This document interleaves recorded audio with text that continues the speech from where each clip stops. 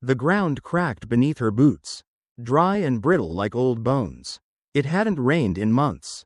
And the land remembered. The sky above Hannah Moore stretched wide and empty, a pale bowl turned upside down over miles of dust and thirst.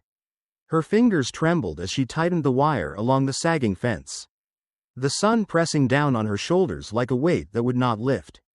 She had lived alone on this land since the winter took her husband, and silence had been her only company ever since.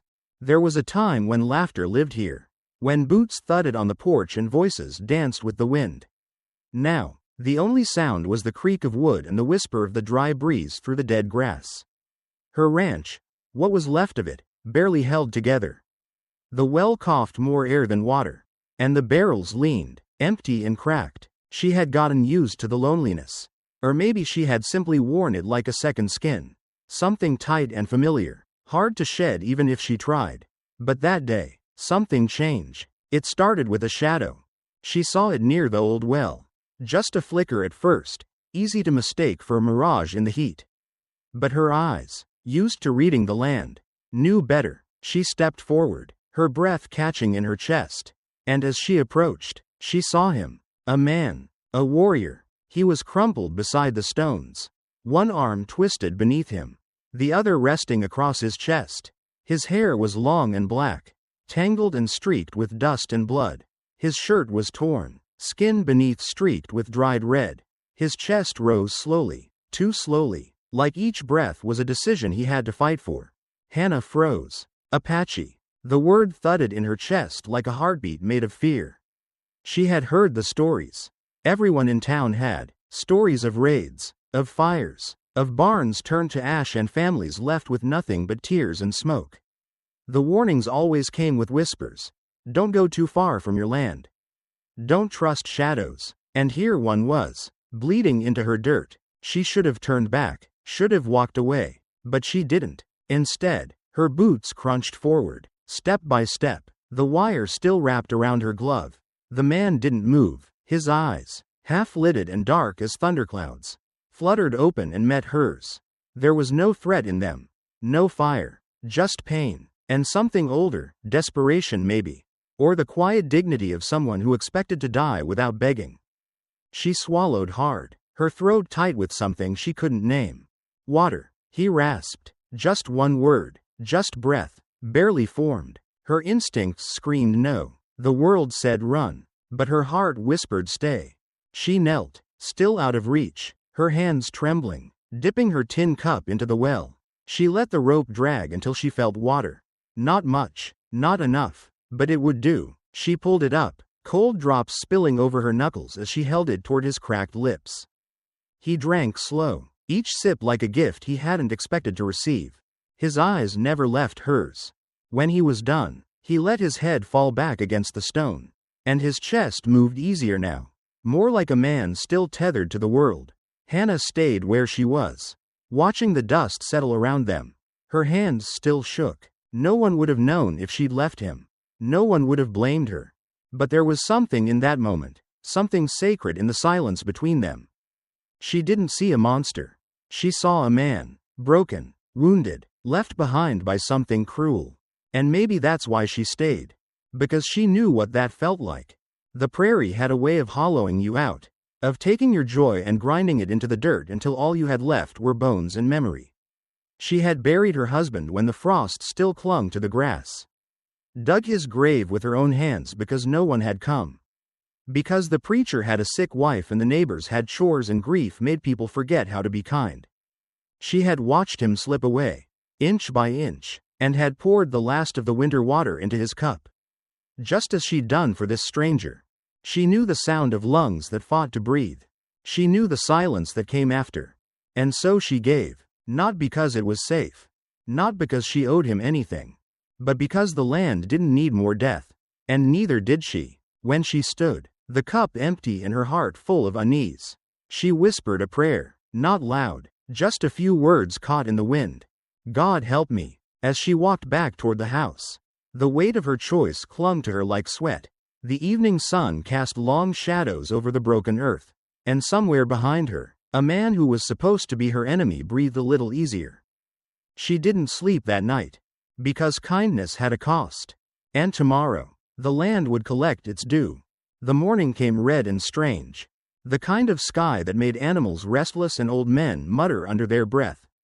Hannah stood on her porch, arms wrapped around herself, staring at the horizon. The dust hadn't settled from the night before, and her sleep had been a restless string of questions. She hadn't seen the wounded Apache man since she gave him water. And a part of her had hoped, foolishly, that it would end there. A moment of mercy, then silence. But silence wasn't what met her. It was the thunder of hooves. A sound that started low, like a growl from the belly of the land. Then it grew, swallowing the air, the birds, the wind. Hannah turned just in time to see them come, riders cresting the ridge. Feathered, painted, fierce, warriors, 20 at least, moving like shadows through the trees. Their eyes were unreadable, their formation perfect. She didn't breathe, couldn't. They came without words, no battle cry, no warning, just the sound of horses and the sharp sting of fear. She didn't run, her legs wouldn't move, even if she'd wanted them to. They circled the ranch, forming a wall of silence and stone. Hannah's heart pounded in her chest like a wild drum, each beat louder than the last. And then, he appeared. The one she'd saved. Takakota. He dismounted slowly, his face calm but his eyes carrying something heavy. A scar cut across his cheek like a story unfinished. He walked toward her, steady as the sunrise, and with each step, the world seemed to still. Hannah's hand reached instinctively for the old rifle leaning by the door, but her fingers stopped. It was empty, anyway, just a memory of protection. He stood before her, quiet. Then, from his satchel, he pulled something. The tin cup, her cup, the one she had pressed to his lips the night before.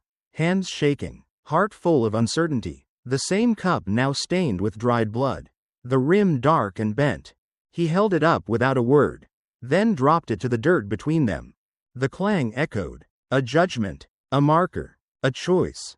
Behind him, the warriors dismounted. They formed a circle around the ranch, some heading for the barn, others toward the well, silent, unrelenting. Hannah stood frozen. Her land, what little she had left, was no longer hers.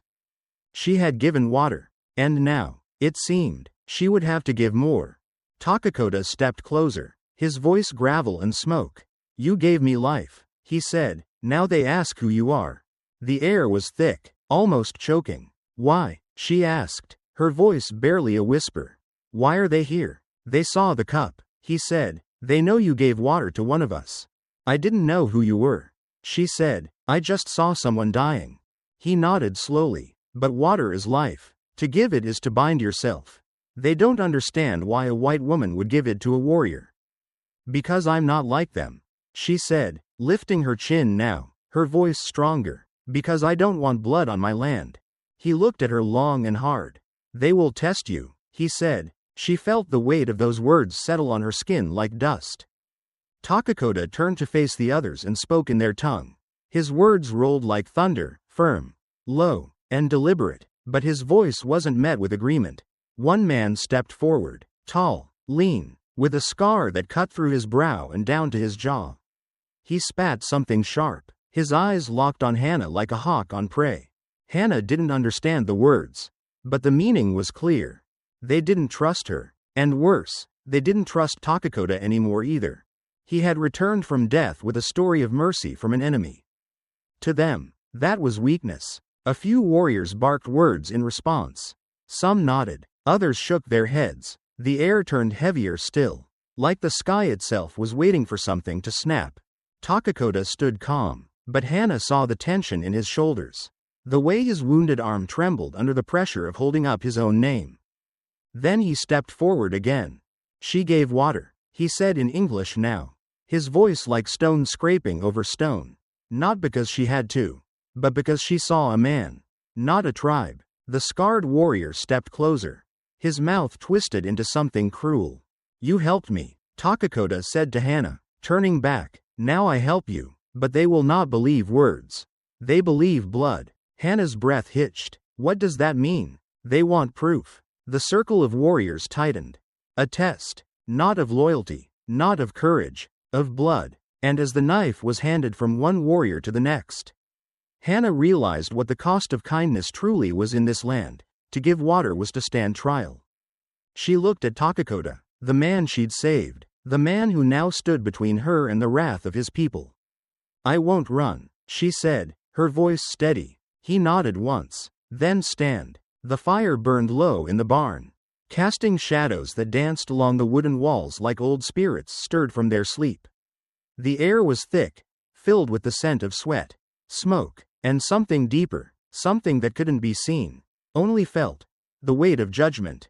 Hannah stood in the center of the circle, her boots rooted in the dirt, her breath sharp and ragged. The Apache warriors surrounded her, silent and unmoving, their eyes dark as the sky outside. There was no wind, no sound beyond the crackle of fire and the pounding of her own heartbeat. Before her knelt Takakota, blood staining the bandage on his shoulder, his jaw clenched with pain and something fiercer: defiance. He had fought for her, challenged the scarred man, taken fists, spilled more blood on barn floorboards that had seen too much already. And now, it was her turn. The scarred man stepped forward again, his blade gleaming in the firelight. His face was stone, carved by time and rage. He pointed at her, then to Takakota. Words poured from his mouth, foreign to her ears, but the meaning was clear. "Prove it." This land didn't speak in apologies. It spoke in scars. Takakota rose unsteadily to his feet.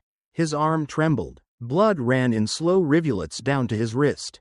Yet he held himself tall. He looked at her, not as a stranger, not as a widow, but as someone whose fate now stood next to his. "They want to know," he said, voice hoarse from pain and dust, "if you would bleed for me." The words sat heavy in the barn. Would you bleed for the man who bled for you? It wasn't a question most folks were ever asked. Not in town, not in churches or supper tables.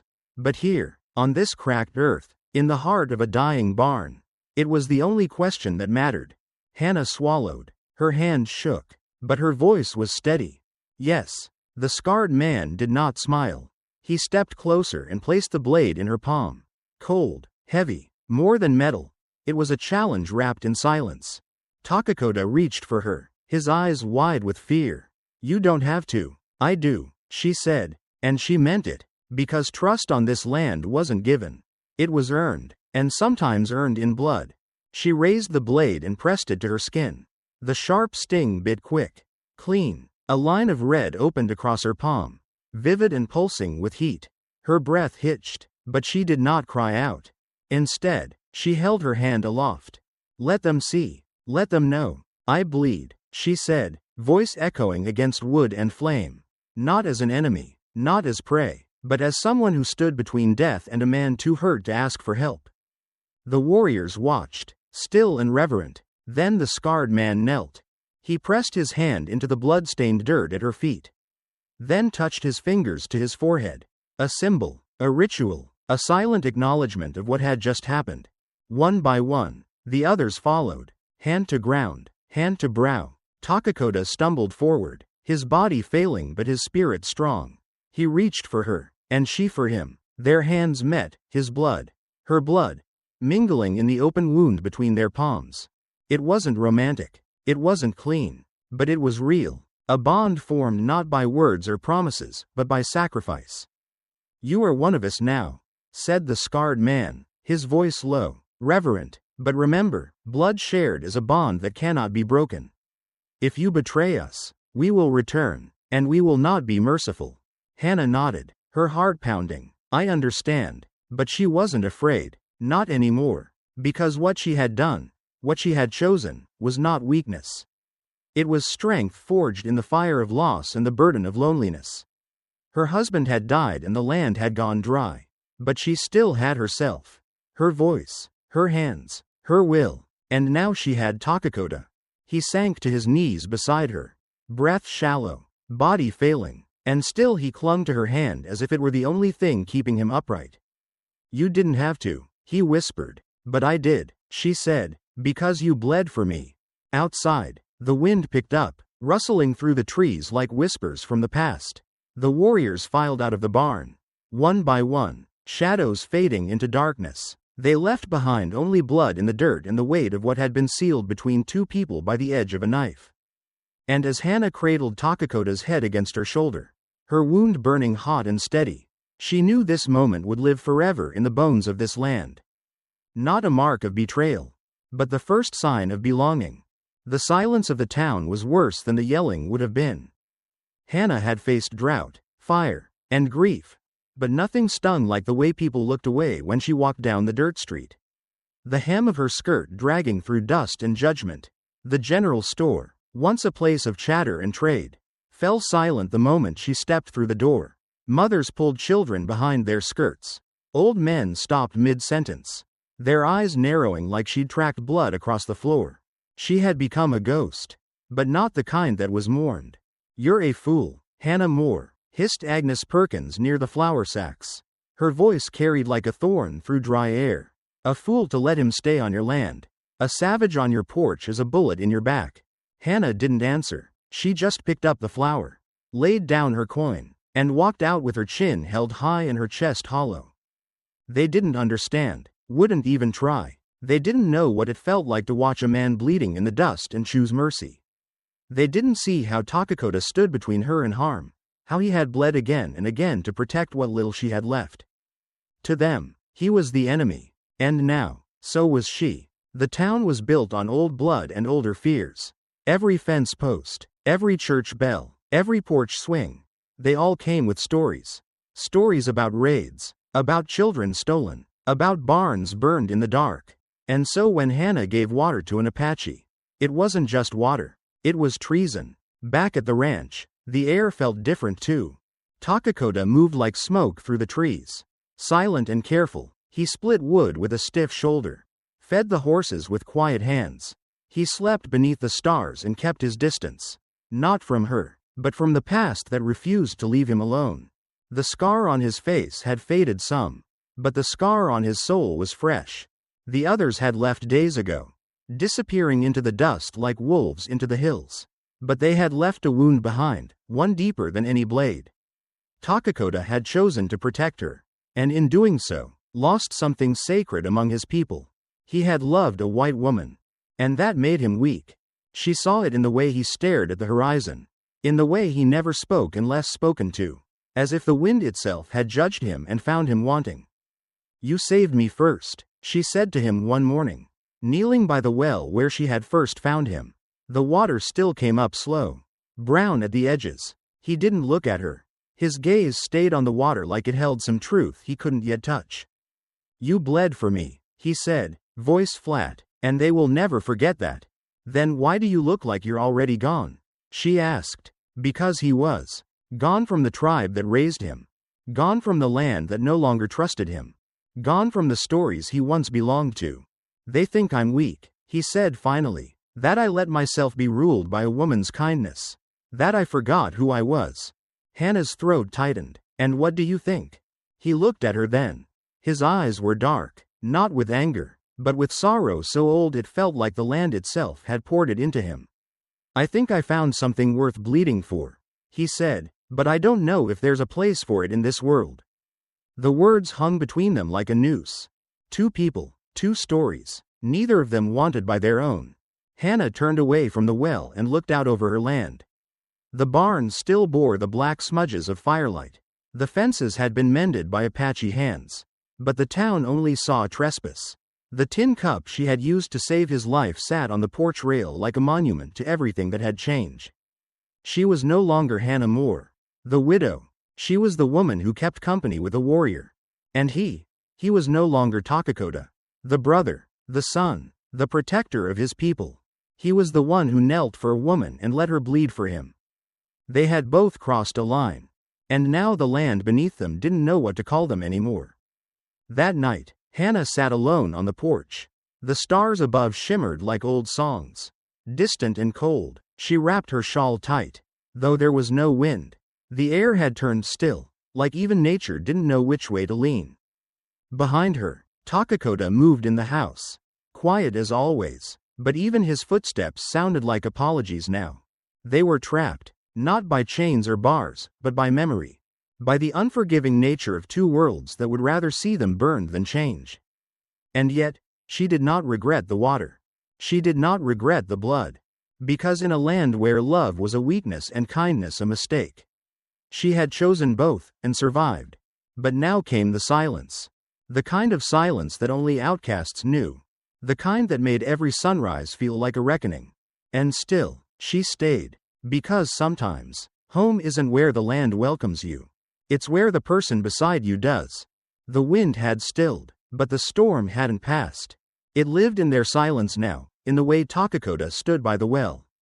His back to her, his breath rising and falling like the chest of a man standing between two cliffs with no bridge in sight. Hannah watched him from the porch, her wounded hand wrapped in linen.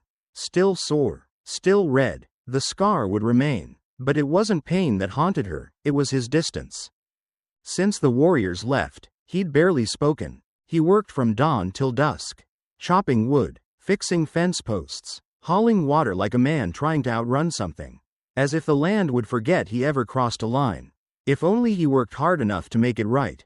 But Hannah knew better. No amount of sweat could wash away what had already been written in blood.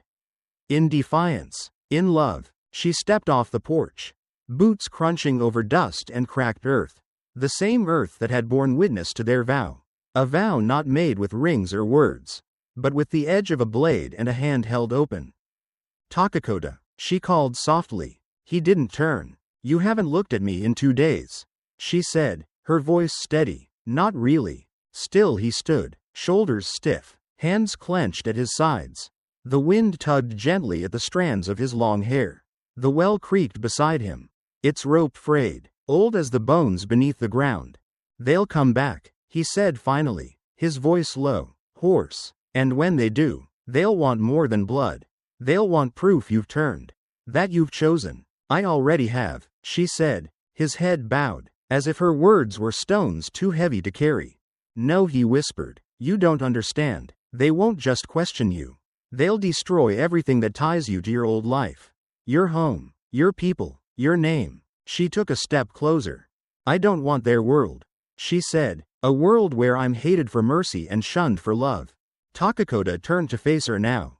Finally, his face was drawn, tired. His eyes darker than the storm that had once threatened to swallow them both.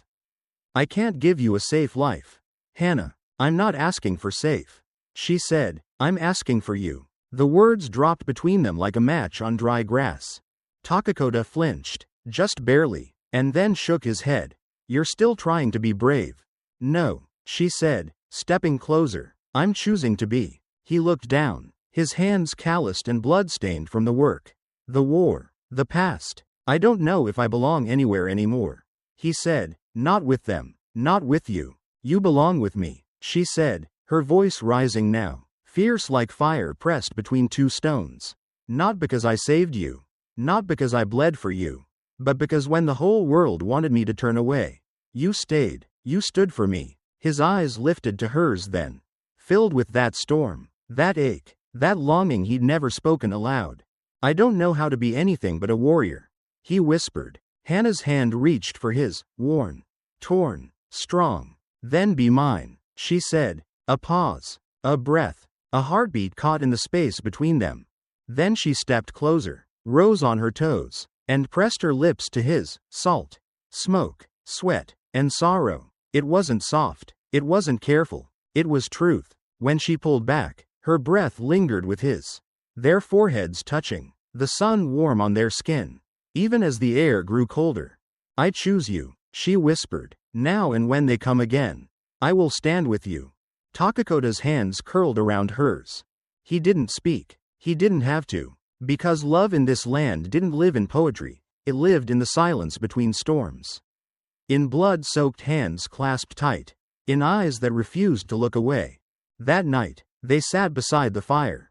No walls, no ceremony, just flame and dust and a sky wide enough to swallow the past. He carved her a pendant from bone, a feather, rough and simple, a symbol not of ownership, but of flight. She wore it around her neck like a banner. Not to say I am his, but to say we are ours. Two people, two worlds, no longer asking for permission to belong. Just choosing each other, on the edge of survival, in the face of every old law, every old scar. And when the dawn came, painting the prairie gold and red, Hannah stepped onto her porch and watched the land breathe again. No longer alone. Because love, here, was not a whisper. It was a declaration. And she had made hers clear. I choose you.